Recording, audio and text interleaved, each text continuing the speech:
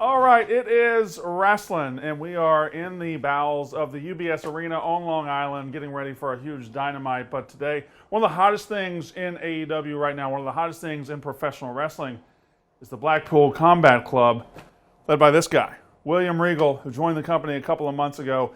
We got to start with a little personal history first. Are you ready? Well, I'm ready, but I actually should be a bit more professional.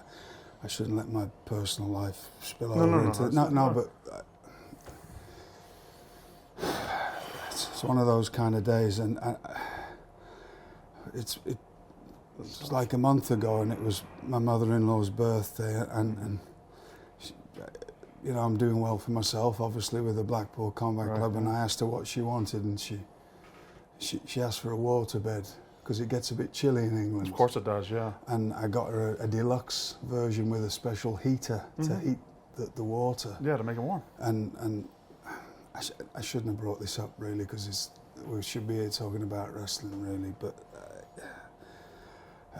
unfortunately, 2 days ago, she plugged it in and she went to bed, and the heater malfunctioned and it overheated, and she poached to death.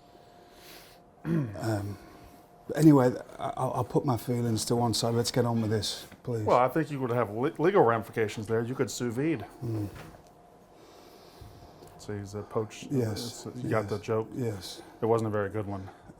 Well, I've heard about you, and it's not like you to be funny, is it? It is not. No. It is very much. I do my best. April 6, 1997.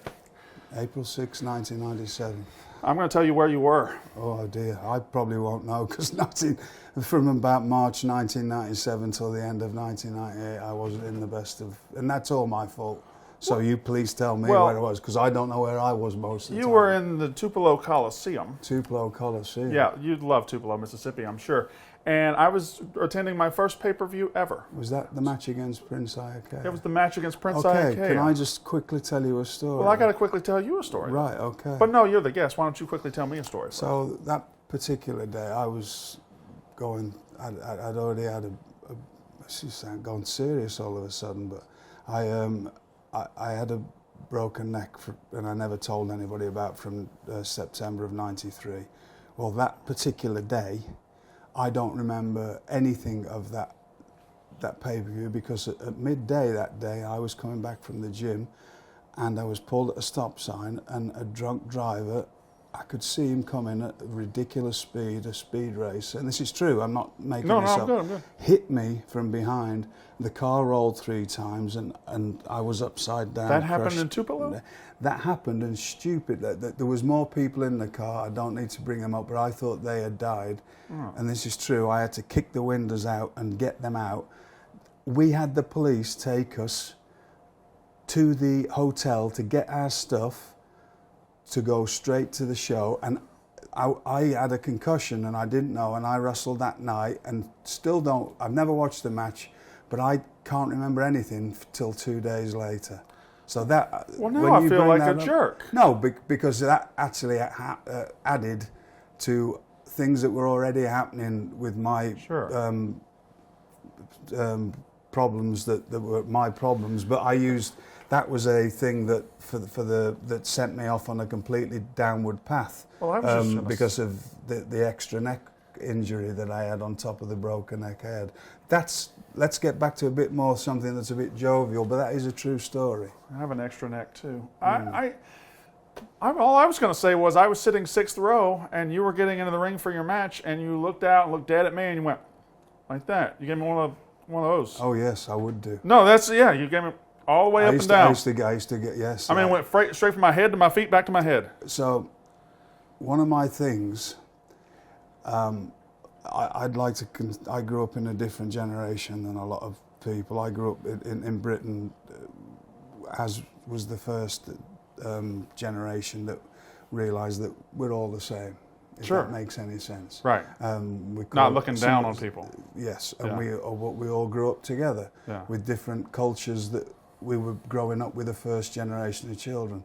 I consider myself what we used to call a special child, the group, the Specials, were a ska band, came along, and all the people of my age at about 10 or 11 either liked them or they didn't. I did, and it was a ska band that was mixed generations and cultures, and it opened my eyes to things. When I came to America, I'd been all over the world, but I was quite shocked at how I like to think that I've got no phobics or isms of any kind. But one of my things as Lord Stephen Regal... You hate Southerners? No. Oh. I didn't. It was prey on Americans. I mean, it was a very xenophobic act if you look back at it. But I used to purposely act very... There was lots of... I still do it. I'm doing it now because, you know, it plays on people's insecurities, and if I tap into some elitism every now and then. Well, I tap into. I would be a little effeminate with certain things that I did, and I would, if I saw a fella and you were probably looking like you were big some tough Southerner, and so I used to purposely stop and just stare at people. That's exactly what you did, right? Just to see a reaction out of you to think, oh, there's a bigot. I'm going to play on his insecurities. Not knowing it was you, but I used to do that all the time. Yeah. I used to stand with my robe and I'd just stand on the apron and just stare at somebody. And then you go, right, I've got you. And I would do a lot of different things. I would snarl at people. I've got them.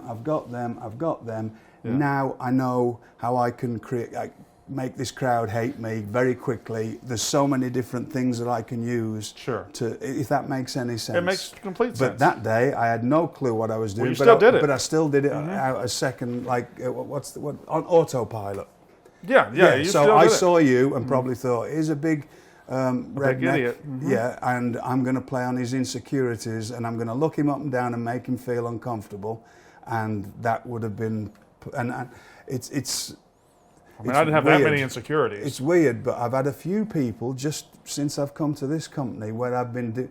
You never know, mate. Like I'm talking about butchering you 1 minute, but then you'll hear me say some very and it's like they either take it as an eccentric Englishman, or I've had a few people going, that sounds a bit weird. And this I'm guy's going, a little, yeah. Well, that's showing me that you have insecurities, or you're a bigot, or you have.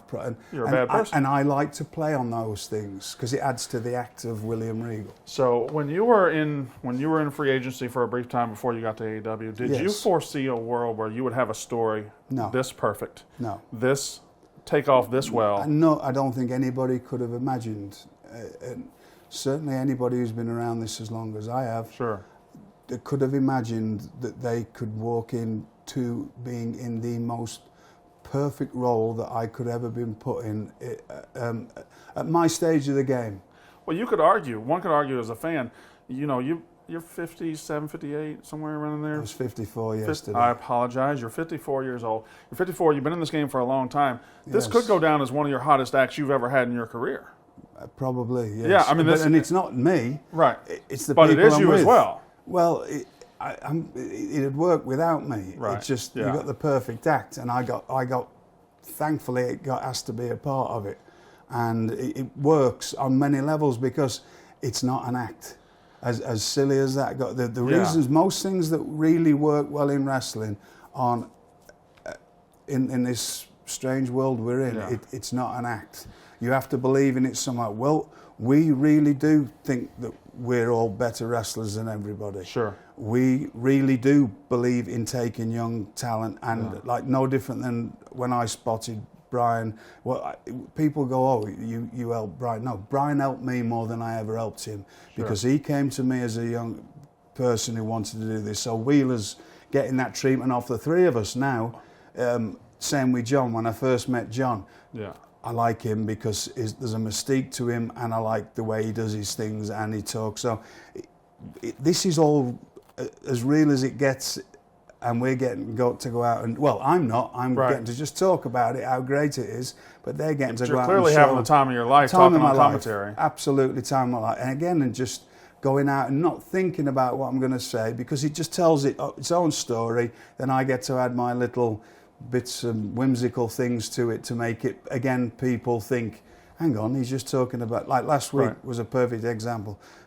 he's just been talking about cutting people up and Right. butchering people, I mean, the and then scars, he's going yeah. out, and then he's going out and calling somebody scrumptious and making Correct. And it's all these little things that make this whole thing work. I think you taking great joy in the violence Yes. is something that people really enjoy. And here's my question about that. Jon Moxley is a great professional wrestler. Yes. He's one style. Bryan Danielson's a great professional wrestler. He's another style. Wheeler Yuta's a young, great professional wrestler. He's a third style. Like that's three different types of wrestlers. Why does it work so perfectly together? Because at the core of it, Yeah. I keep saying me, but it's them. They're all very good, technical, proficient, professional wrestlers who want to keep the strength of this job. Right. And when I say it's an old British term, they believe in keeping this job looking right. There's no, you can't see through the tricks. Yeah. It's all about being a professional wrestler. And this is no knock on anybody. These are people who train. They are professional wrestlers who work, not the other way around.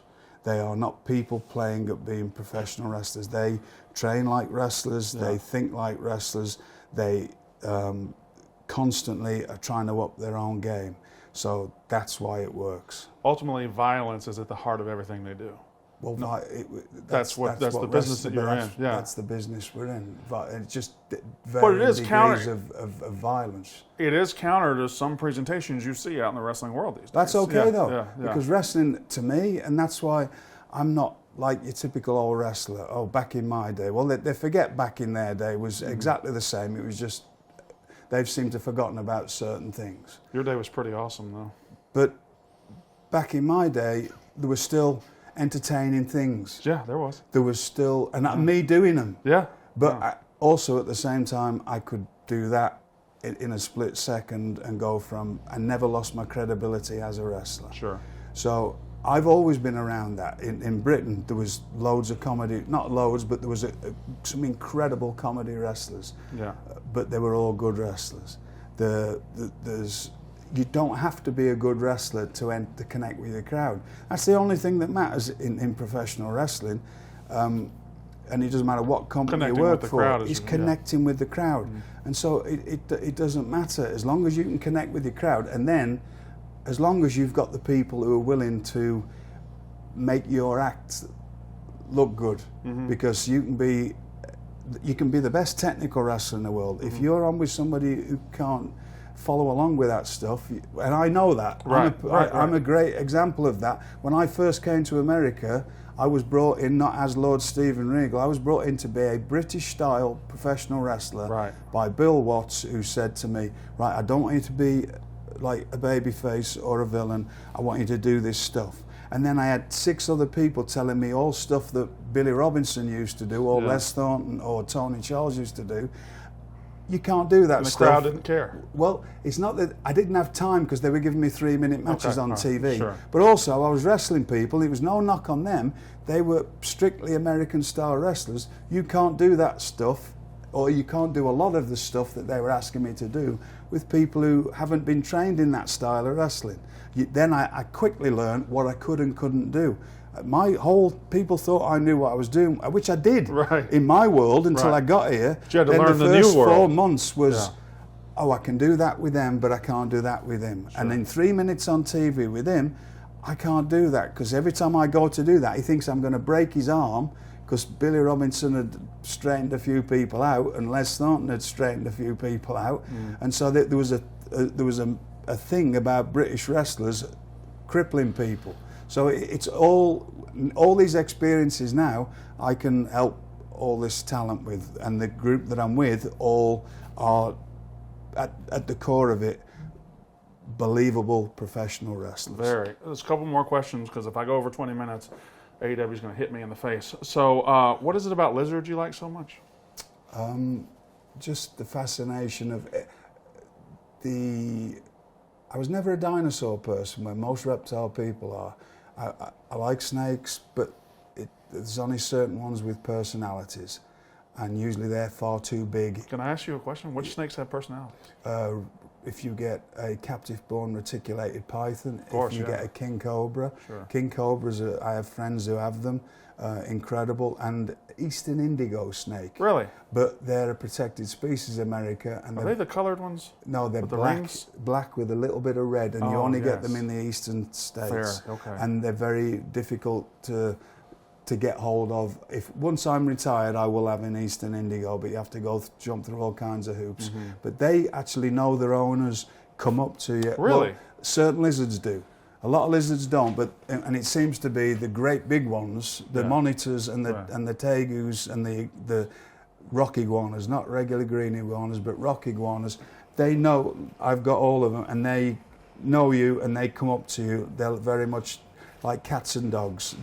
Some of them are like dogs, like the monitors want constant attention. Tegus are like, which I keep, they are like cats, and they're actually studying them a lot because they think they're the crossover animal between a reptile and a mammal, because it's the only cold-blooded reptile that can up its own temperature 15 degrees. But they come up to me and they'll let you.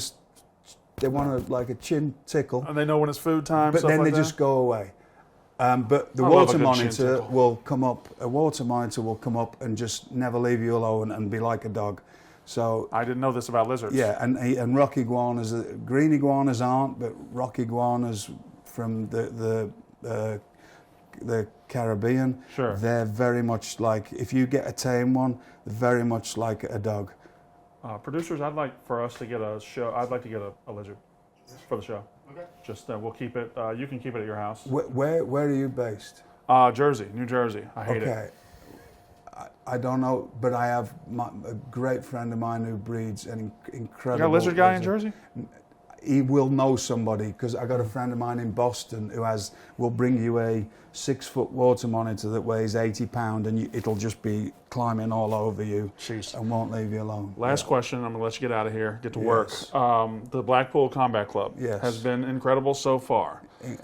More than I could have ever imagined. The only problem is, because of my age, and you know, as you get older, when people say time flies, it has gone by so quick. I don't. No, it's like, wow, it's getting into about 10 weeks of it now. And Sure. I haven't had time to So my question process is, it. what's next, though? I mean, you guys have been doing We a lot haven't of even started a lot it. of six-man matches, but Yeah. I don't know where do you go from here? We haven't even scratched the surface Right. of where this can go on for a long, long time, and we could have breaks away from each other, but Sure. keep coming back. We haven't even. I mean, it's working quite well at the moment, just doing, because it's not even established properly yet. It is, but it isn't. It's Does that make? yeah, right. It's not. You will look back on some this- acts will have run out after 10 weeks. You will look back on this moment as just the beginning. Right? Just the beginning. It Yeah. could still be just the beginning after Yeah. a year. Yeah. Like some acts, and I've been around plenty of storylines and whatever. They've never lasted 10 weeks. You can't make them. You couldn't Right. drag them out for 10 weeks with the best people in them. Right. And this hasn't even started. And we is it 8 or 10 weeks into this, and Sure. it hasn't even started making an indent yet, or going where it could possibly go. So it's pretty. Probably the greatest thing I'm ever going to be involved in. It's been awesome, and it's fantastic to watch. And when I knew that you were, gone from WWE and you ended up landing here, I was like, oh, that'll work. And then you got here, I'm like, oh my God, that's the best fit I've ever. It fits perfectly, seamlessly. I've just thought where you're I have a booger? bar stools, right? Yeah. Something else. You know, when you always get somebody say, put a bet on that. Put a bet on that. Yeah. I listened to some idiot the other day. Put a bet on that. From Barstool? $200. Do you want? $200. And it.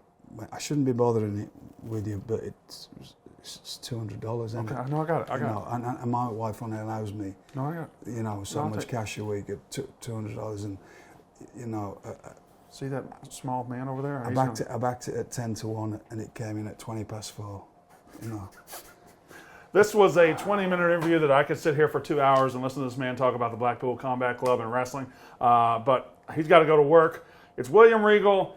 Blackpool Combat Club, AEW, Dynamite, Rampage, pay-per-views coming up. They're going to be one of the stories of 2022. You'd agree with that. When the story of 2022 is written. 23. And from now on, Blackpool Basically Combat Club. until I'm dead, This hopefully. is one of the fucking best right here. Excuse me, I shouldn't have cussed. This is one of the best right here. William Regal, that is wrestling.